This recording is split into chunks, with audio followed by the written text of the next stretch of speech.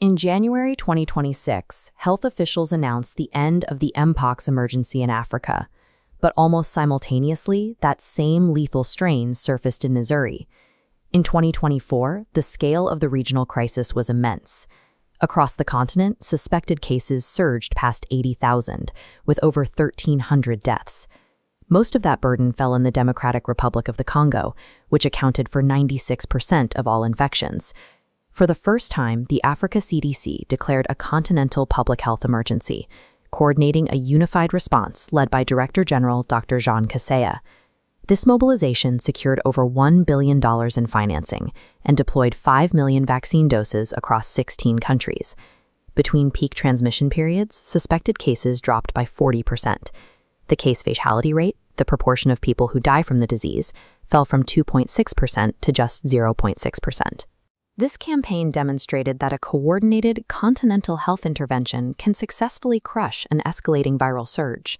However, the deadly virus had already silently crossed regional containment lines well before the January 2026 victory announcement was made.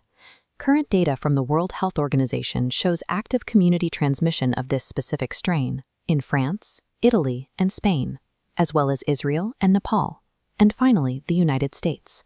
The public health emergency shifted into a decentralized global phase, moving silently through international travel hubs. Researchers are analyzing the viral code to determine exactly why this new wave is more dangerous than the one seen a few years ago. The global Mpox outbreak in 2022 was caused by a strain known as Clade II. Clades are groups of similar viruses that share a common ancestor.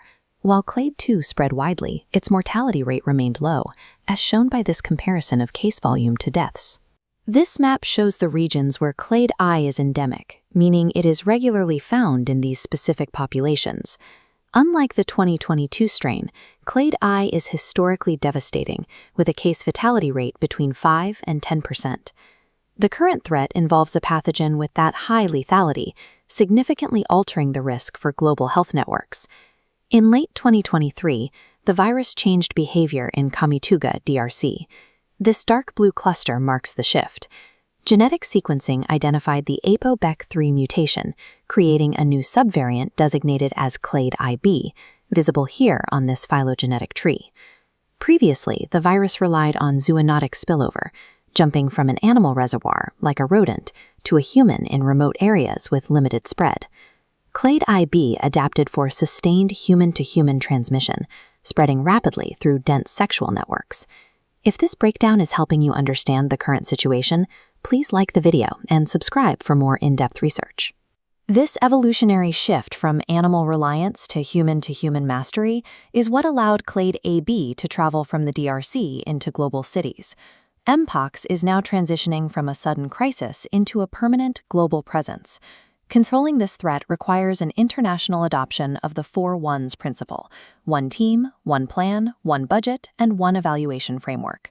Protection for at-risk individuals depends on completing a strict 2-dose regimen of the Jynneos vaccine, with the second dose administered at least 28 days after the first.